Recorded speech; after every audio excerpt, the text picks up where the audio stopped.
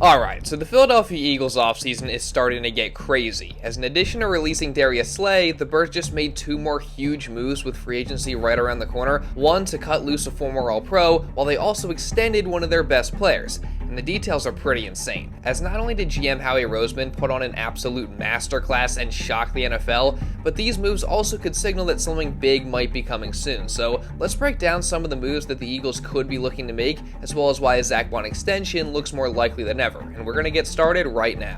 What's up, guys? Welcome to the Philly Fan 21 channel. If you're new, I'm Evan, and I cover all things Philadelphia Eagles. And let's start off with some more developments regarding Eagles legend Darius Slay, as obviously, just to recap, it was reported on Monday that the star cornerback will be released by the Eagles in a move that saved the team $4.3 million in cap space ahead of free agency. That said, as I echoed in my last video, don't rule out a Slay return just yet, as immediately after he was released, we got reports saying that Slay returning was still in fact a possibility, including one from Derek Gunn on Monday night, as he said, quote, "According to what I'm being told, don't completely rule out Slay returning to the Eagles. Right now, his asking price is a little steep, but the Eagles are hoping that he plays his final NFL season in 2025 in Eagles green." So that to me is huge, because not only does it show that the Eagles do actually want Slay to come back, but based on that, it also seems like both sides are, or at least were at one point, working towards an agreement. And let's not forget, we saw a very similar thing play out in the 2023 offseason, where it was reported that Slay had been cut by the Eagles to save cap space, but then, shortly after, him and the Eagles were eventually able to work out an extension and contract restructure that kept him in Philly for 2 more years. And that's not all, as the offseason prior, pretty much the same thing happened with now retired Eagles legend Fletcher Cox, as they released him to save cap space, but then 2 days later, they re-signed him to a cheaper 1-year contract. So I'm not saying it's going to happen, and I'm not saying it's the most likely scenario, but do not count out a Darius Slay return to Philadelphia for one final run in 2025. However, I wouldn't say the same for the Eagles' other starting cornerback from their Super Bowl 57 run in James Bradberry, as on Tuesday morning, the Birds decided that they're going to be releasing him as well on a post-June 1st designation that will create an additional $2.1 million in cap space.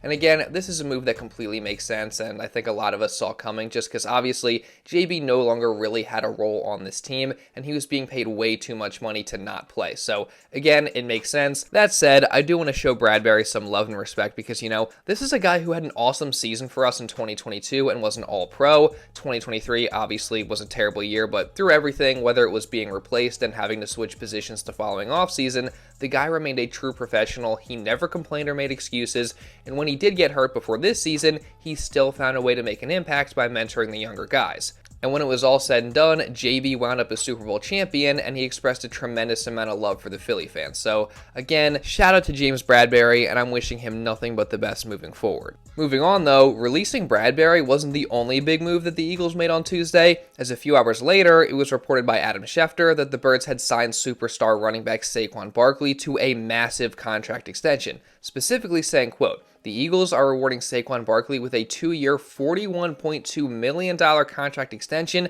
that makes him the highest paid running back in NFL history per sources.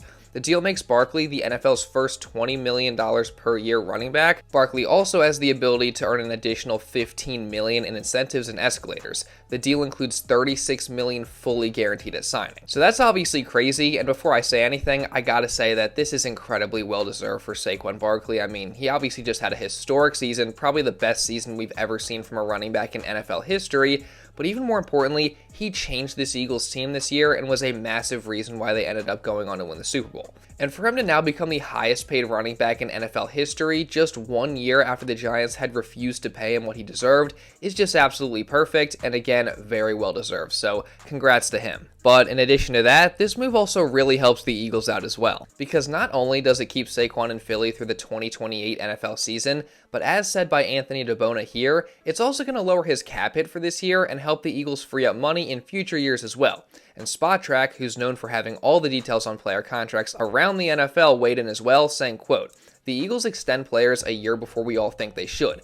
A, it keeps their cap fluid and controllable. B, it rewards players with upfront cash. C, it is noticed by every player and agent throughout the league. It's no accident that this contract was announced a week before free agency. So right now, we don't have all the official details about the contract and how much it's going to save the Birds, but Spotrac is projecting that this move is going to give the Birds an additional $7 million in cap space this season. So all I can say is just what an absolute masterclass by Howie Roseman once again. I mean, there's no doubt at this point he's one of the greatest GMs of all time, and it's honestly crazy that he keeps getting away with stuff like this. But the crazy thing is, they're not done yet. I mean, Spotrac said it there. It's no coincidence that this move was made right before free agency. And as far as what's the next move for the Eagles, you gotta think that that would be re-signing linebacker Zack Baun. I mean, think about it. It's been made pretty clear at this point that bringing Baun back is going to be the Eagles' #1 priority in free agency, and they just cleared over $13 million in cap space over the past couple of days by releasing Slay, releasing Bradberry, and now extending Saquon Barkley. So you got to imagine that that added space is to try and get a deal done with Baun before the legal tampering period opens up on March 10th. And I'll tell you what, I mean, at this point, I'm just praying the Eagles can get a deal done as soon as possible. I mean, you can't afford to let a player of this caliber, let alone a linebacker, walk out the door after just so many years of instability and often lackluster play at that position. Especially since Zack Baun just had one of the best linebacker seasons we've ever seen in Eagles history, and he's a perfect fit in Vic Fangio's defense. Plus, Baun himself loves Philly and clearly wants to be here, especially judging from this clip where he was at an event in Wisconsin over the weekend.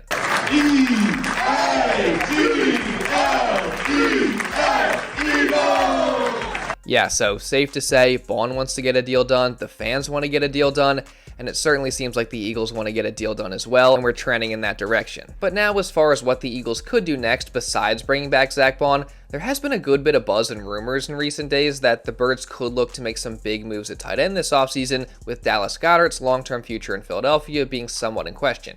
As of course, the star tight end is 30 years old, and the Birds' decision on him could be one of the next dominoes to fall this week as Philly prepares for free agency. And that's due to the fact that Goedert is set to enter the last year of his contract, which has a $12 million cap hit, plus a bunch of void years on the end of it. So the Birds could either extend him or restructure his contract to lower that cap hit and gain an additional $4.3 million in cap space, which I probably would expect them to do here at some point.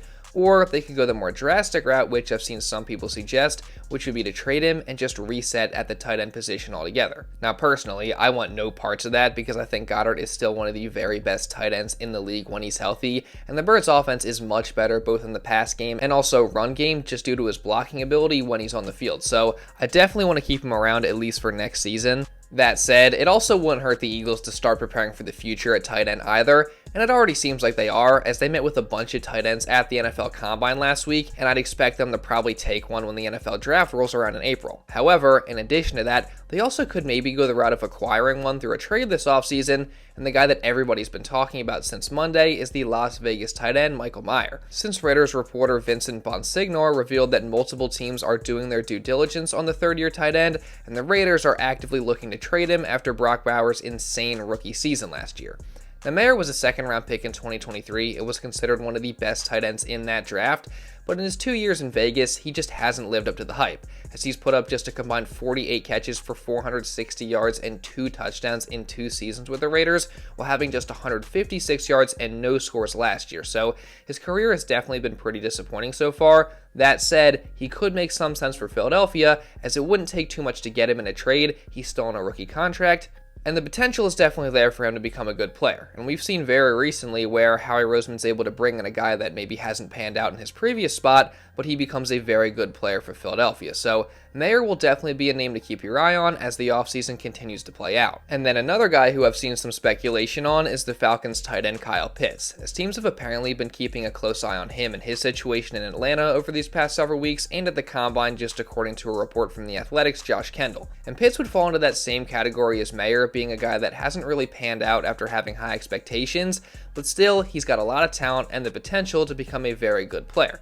So should the Eagles try and work out a deal to bring Pitts to Philly, especially since it has been rumored that maybe Atlanta could be one of the few teams that might have interest in Bryce Huff this offseason? Well, I'd probably say not so fast, because where Pitts differs from Mayer is his price tag, both in terms of his contract and also what it would cost to bring him in. As in contrast to Mayer, with him being a former top 5 pick, it'd probably cost a bit more to trade for him than it would for Mayer. Plus, Pitts is also entering the final year of his rookie deal, being his 5th-year option, in which his cap hit is set to be a hefty $10.8 million. So overall, I think it's probably going to be too expensive to bring in Pitts, being a guy that is largely unproven. So personally, I'm out on him. Now, Mayer is an interesting option, but honestly, I just think the Eagles should try and extend Goedert for maybe one additional season so he's here for the next 2 years, and then also draft his eventual replacement in this upcoming draft. But what do you guys think? What should the Eagles do at the tight end position moving forward? But now, moving on, we just got some news that could significantly affect the status of one of the Birds' top free agents and defensive tackle Milton Williams, as the Cowboys signed defensive tackle Osa Odighizuwa to a massive 4-year contract extension worth $20 million a season, while also raising the defensive tackle market in the process. So yeah, I mean, I think we already all assumed that Milt was not going to be coming back, but this news only further solidifies that, as Williams is going to get a bag likely very similar to the one Odighizuwa got, and it's just not realistic to think that the Eagles are going to be able to pay him that. However, it's much more realistic to think that they could go after somebody like Dre'Mont Jones, as the defensive lineman is now going to be a free agent after the Seahawks decided to release him on Tuesday. And the 28-year-old veteran is sure to be a much cheaper option than guys like Milton Williams or Josh Sweat. And with him also having familiarity, playing under both defensive coordinator Vic Fangio from 2019 to 2021 in Denver, and also with defensive line coach Clint Hurt in Seattle during the 2023 season, Jones might just be the perfect free agent target for the Eagles. And that's even more true considering that signing him would not count against the Birds' compensatory pick formula since he was a player who was released. And that's all not even mentioning the fact that Jones is a good player and a consistent pass rusher, as although he's never put up crazy stats in his 6-year career, he's never had below 3.5 sacks, which was in his rookie season, and he's consistently been around the 4, 5, 6 sack mark. So although he does have his weaknesses, he could definitely be a very good, cheaper option to add to the defensive line, mainly as a pass-rushing defensive tackle, and personally, I think if the Birds could sign him, then that would be a fantastic value move. But now, going from what I think is a pretty realistic move to a move that is just simply not going to happen, we got a new report from Matthew Berry of NBC Sports saying that he heard somebody at the Combine say that the Patriots had called the Eagles about potentially trading for none other than A.J. Brown. Which, if that's true, I mean, I can only imagine that Howie Roseman straight up laughed and then hung up the phone. Like, seriously, like, where did these Patriots fans, and I guess now the Patriots, get this idea that they could somehow actually trade for A.J. Brown? Like, talk about straight up delusion, just considering that this is a guy who has continued to express nothing but love for Philadelphia and the Eagles. He also just won a Super Bowl here not even a month ago, and he literally signed a mega extension just last offseason to keep him in Philly through the 2029 NFL season. Plus, if the Eagles were to trade him, they'd have to eat a huge dead cap hit, not to mention that there is actually no reason whatsoever for them to trade him in the first place. So, I mean, again, it's just not going to happen.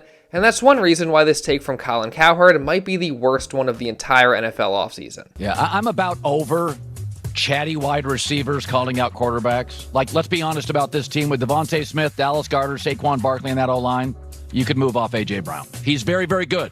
Oh, no, he's excellent. No, I love him. I love DK Metcalf. Seattle could move off him. I think. Well, wait, Seattle hasn't won anything with Metcalf. This guy is instrumental to winning. He's very, very good player, but I think wide receiver is Buffalo proved it. I mean, Kansas City proved it. Buffalo hasn't won anything. KC has Patrick Mahomes. Like, you're willing to move off A.J. Brown right now? Or at no, I'm saying they have to move off players. Howie Roseman has come out in the last 48 hours and said it's going to be interesting. It's going to be just be patient with us. They've got to move off a couple of big pieces. Yeah, I mean, again, I feel like I don't even have to explain why that's such a horrible take. And you know what? I'm going to let A.J. Brown do it for me. They said I was a diva. They said all I care about was stats. You're going to get all those things wrong about me, but one thing you can get right. Champion.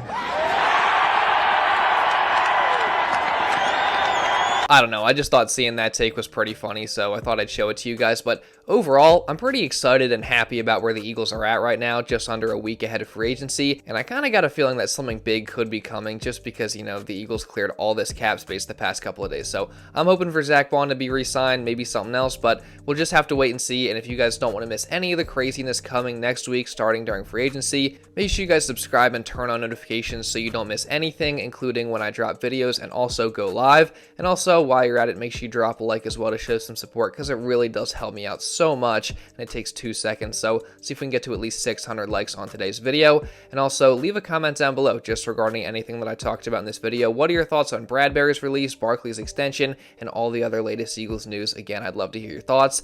And also, if you want to watch another Eagles video going over Darius Slay's release, you can check this out right here.